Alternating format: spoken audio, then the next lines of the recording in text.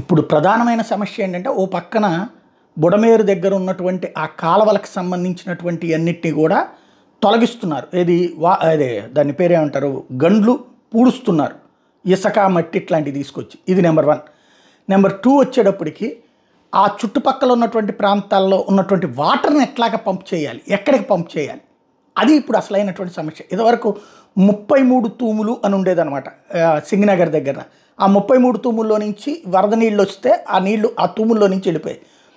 అంతకుముందు for example 1000 ఇళ్ళు ఉన్నాయి అనుకుంటే ఇప్పుడు అది 1,00,000 ఇళ్ళుగా మాని అపార్ట్మెంట్లా, విల్లాలా, ఫ్లాట్లా, ఏరియా అంతా బాగా వైడన్ అయిపోయింది.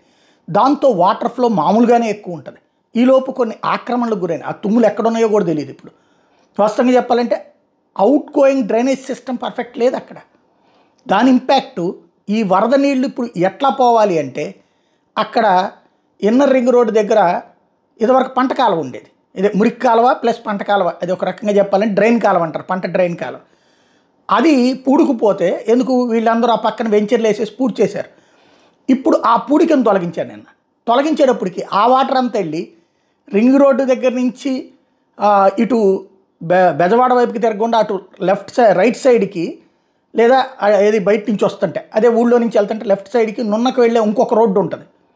ఆ రూట్లోకి ఈ వాటర్ అంతా వెళ్ళిపోయి అక్కడున్న ఊళ్ళు, ఆ లోపల ఊళ్ళు, ఆ ఏరియాలో వేసిన వెంచర్లు ఇవన్నీ ఉండిపోయాయి. ఇప్పుడు ఈ నీళ్ళని ఎక్కడికి తరలించాలి అన్నది తెలియదు. ఇప్పుడు వాటంతటా అయ్యే ఏ కాలువల్లో నుంచి పోవాలంటే ఈ కాలువలు నిండిపోయి ఉన్నాయి. అందువలన ఇక్కడ ప్రధాన సమస్య ఏర్పడుతుంది.